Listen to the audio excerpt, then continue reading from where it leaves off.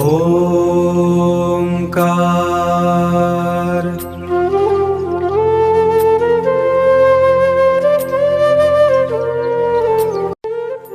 हरिओम श्री सद्गुरु परमात्मा ने नमः।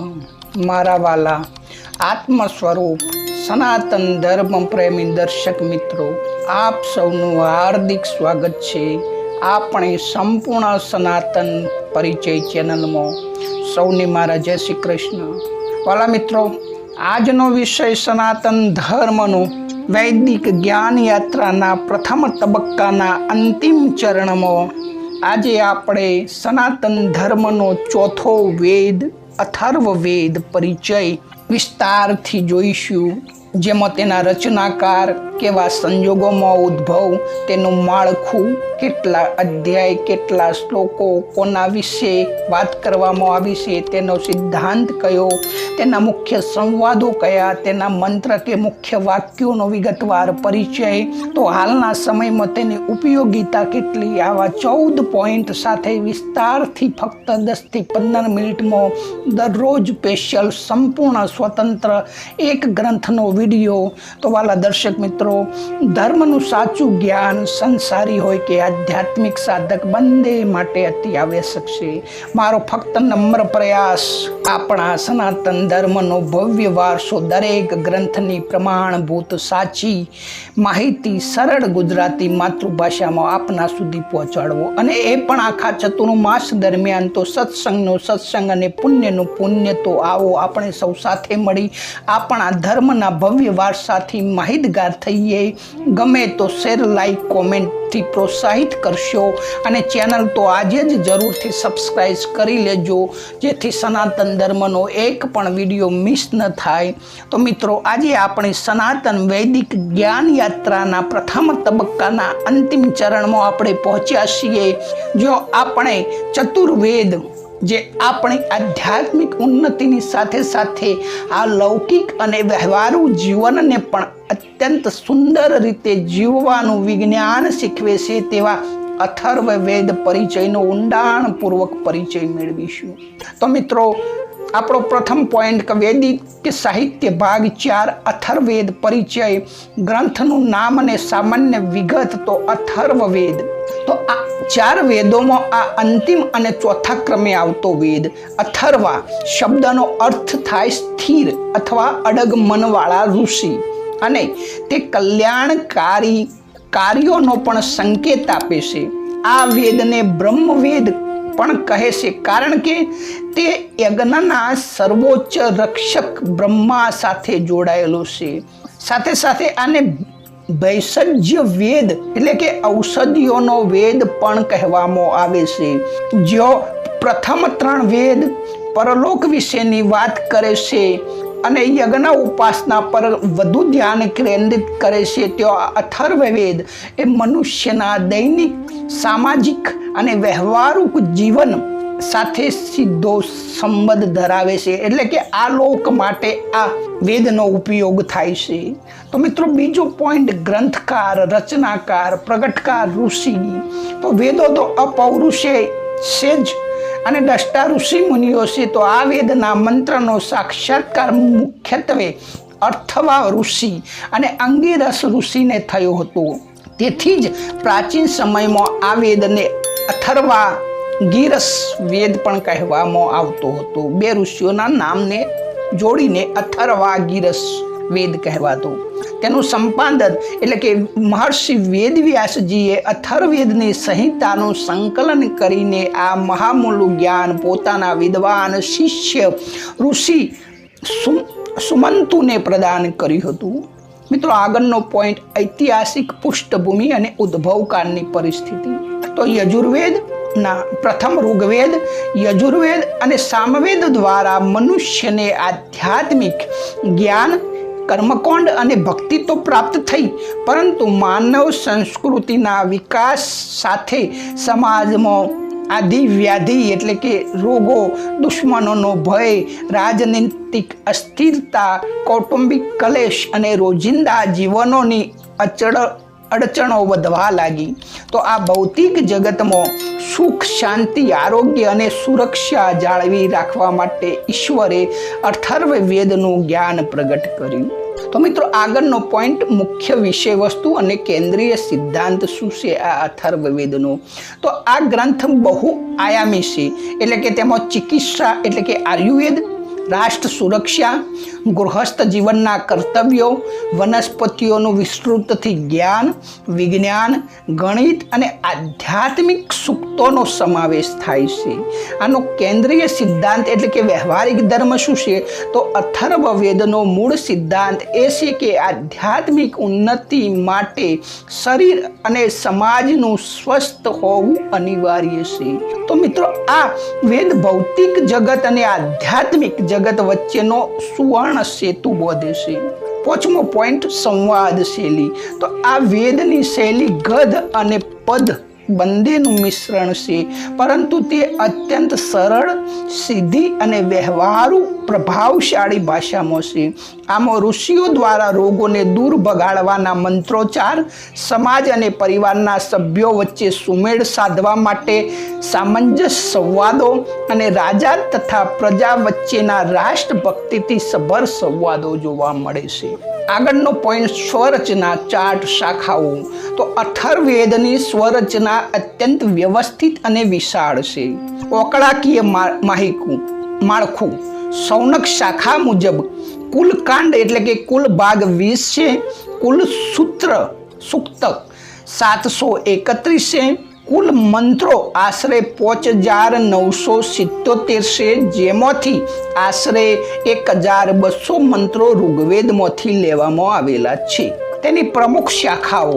તો પ્રાચીન સમયમાં આની 9 શાખાઓ હતી, પરંતુ આજે મુખ્યત્વે 2 જ શાખાઓ પ્રાપ્ત છે. એક સૌનક અને બીજી પીપલાદ. આ બંને ઋષિઓના નામ છે અને એમના દ્વારા જે પ્રચાર પ્રસાર થયો, તો આ 2 શાખાઓ આજે હયાત છે. 7મો પોઈન્ટ, મુખ્ય સૂક્તો અને કોંડનો એટલે ભાગનો સંક્ષિપ્ત પરિચય જોઈએ. તો કોંડ 12 સૂક્ત, એક પૃથ્વી સૂક્ત. તો આ અથર્વવેદનું સૌથી ભવ્ય અને જગવિખ્યાત સૂક્ત છે, જેમાં 63 મંત્રો છે, જે પ્રકૃતિ એટલે કે ધરતી માતા પ્રત્યે આપણો પ્રેમ અને આદર વ્યક્ત કરે છે. પ્રારંભિક કોંડમાં 1 થી 7 જે ભેષજ સૂત્રો છે, જેમાં વિવિધ રોગો જેવા કે તાવ, કમળો, કોઢના નિવારણ માટે અને જડીબુટ્ટીઓ તથા મંત્રોચ્ચારનું વર્ણન છે. પછી આયુષ સૂક્તો. તો આમાં દીર્ઘાયુ એટલે કે 100 વર્ષ કઈ રીતે જીવાય અને ઉત્તમ સ્વાસ્થ્ય મેળવવાની પ્રાર્થનાઓ છે. ગોપથ બ્રાહ્મણ અને ઉપનિષદો. તો અથર્વવેદનું બ્રાહ્મણ ગ્રંથ ગોપથ છે. વળી આપણા રાષ્ટ્રનું ગૌરવ એવું સૂત્ર જે આપણે સાંભળીએ છીએ, સત્યમેવ જયતે, જે આમાંથી લેવામાં આવ્યું છે, અથર્વવેદમાંથી. તથા મુંડક ઉપનિષદ અને મોંડુક્ય તથા પ્રશ્ન ઉપનિષદ આ જ વેદના ભાગ છે. એટલે કે આ અથર્વવેદમાંથી 3 ઉપનિષદ ઉત્પન્ન થાય છે: મુંડક ઉપનિષદ, મોંડુક્ય ઉપનિષદ અને પ્રશ્ન ઉપનિષદ. તો મિત્રો, આગળનો પોઈન્ટ 9મો, ગ્રંથના મહત્વના સૂત્રો, શ્લોકો અને તેના અર્થ. તો રાષ્ટ્રીય એકતા અને દેશ પ્રેમનું પ્રથમ સૂત્ર જે પૃથ્વી સૂક્ત છે કે માતા ભૂમિ પુત્રોહમ પૃથ્વીયામ.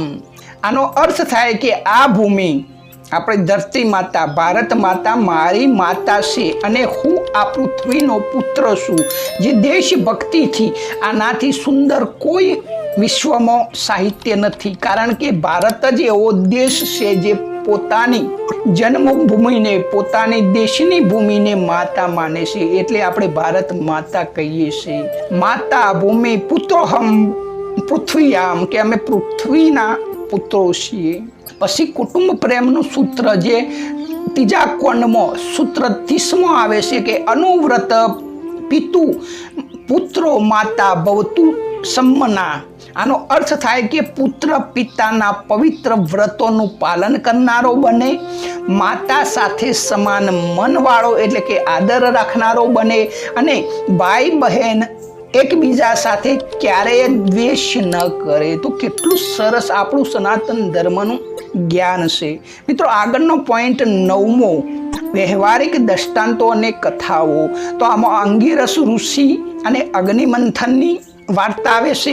આયુર્વેદમાં વર્ણન છે કે કઈ રીતે અંગિરસ ઋષિએ લાકડાના ઘર્ષણથી સૌથી પહેલા મંથન દ્વારા અગ્નિનો પ્રગટ કર્યો હતો અને ટેકનોલોજીની શરૂઆત કરી હતી.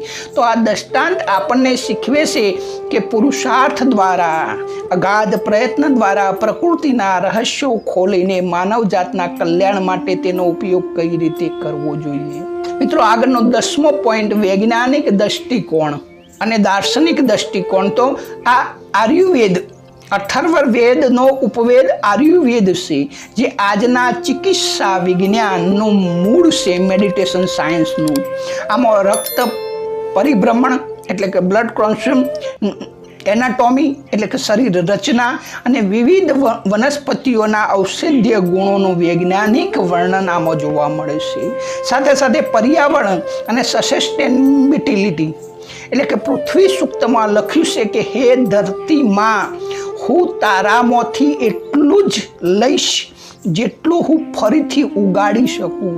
હું મારા હૃદય કે મર્મને ક્યારે પણ ઈજા નહીં પહોંચાડું. તો આ ગ્લોબલ વોર્મિંગના જમાનામાં પર્યાવરણ બચાવવાનો અદ્ભુત દાર્શનિક સંદેશ અથર્વવેદમાં છે. મિત્રો આગળનો પોઈન્ટ 11મો, વર્તમાન સમયમાં તેની ઉપયોગિતા શું. તો આપ સમજી ગયા છો કે દરેક વેદની કેટલી ઉપયોગિતા હાલના સમયમાં છે.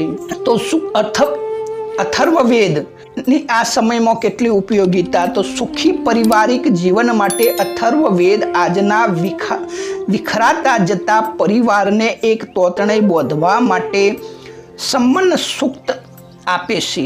હાલ દરેક ઘરમાં ઝઘડા થાય છે ને સંયુક્ત કુટુંબનો વિભક્ત કુટુંબ થઈ જાય છે, નાના નાના ટુકડા થઈ જાય છે. તો આ આપણો અથર્વવેદ સંબંધ સૂત્ર દ્વારા જે ઘરમાં પ્રેમ અને શાંતિ જાળવવામાં મદદ કરે છે.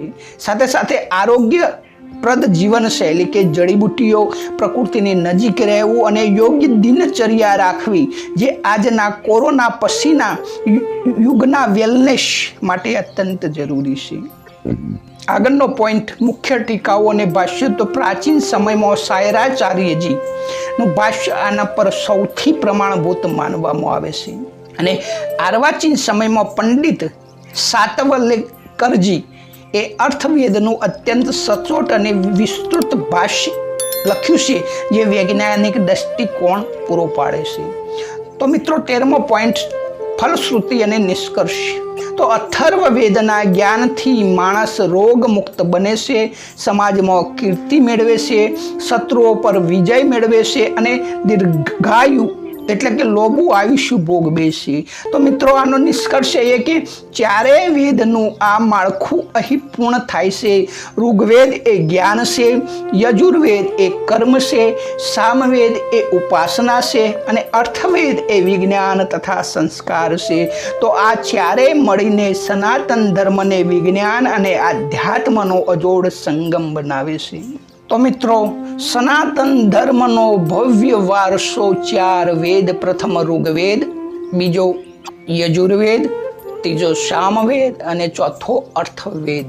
તો આની આપણે ભવ્ય સફળતા બાદ આ 4 વેદના 4 મહાવાક્યો છે, જે સાધકને મોક્ષ સુધી લઈ જાય છે.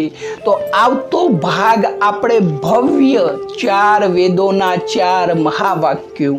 પ્રથમ વેદ ઋગ્વેદનું મહાવાક્ય પ્રજ્ઞાન બ્રહ્મ, સામવેદ બીજો વેદ તેનું મહાન વાક્ય તત્વતમ અસી, જે ઉપદેશ ગુરુ દ્વારા આપવામાં આવશે.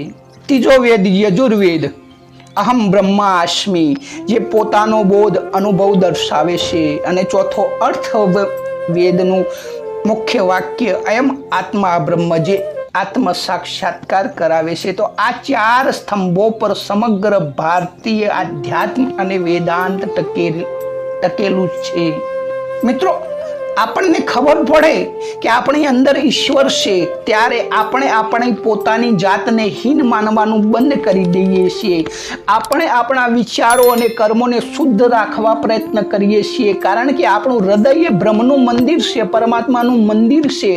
આમ આપણે આવતીકાલના વિડીયોમાં 4 વેદના 4 મહાવાક્યોનું આપણી વિશેષ પદ્ધતિથી વિસ્તારથી સરળ ગુજરાતી ભાષામાં વિશ્લેષણ કરીશું. આ વિડીયો તો અવશ્ય છૂટવો ના જોઈએ, તો ઇંતજારી રાખજો. આવતીકાલે ફરી મળીશું. ત્યાં સુધી સૌને મારા જય શ્રી કૃષ્ણ. ઓમ નમો નારાયણ.